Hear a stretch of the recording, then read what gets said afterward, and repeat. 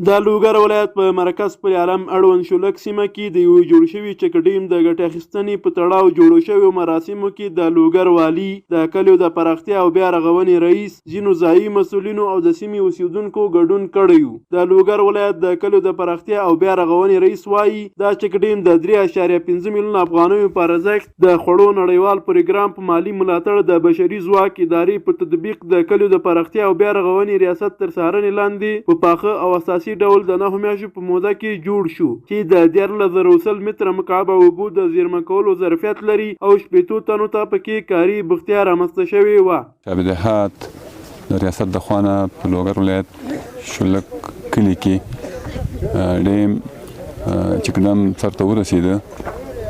د دې ټوله بودیجه څه د پاسه 15 لکه افغانۍ ده.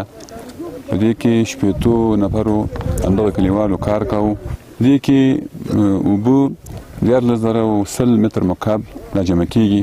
په ورته وخت کې د سیمې اوسیدونکي د یادې پروژې پر تطبیق خوښ دي او وایي چې په تیرو 10 کالونو کې دې سیمې ته پاملرنه نه وه شوې.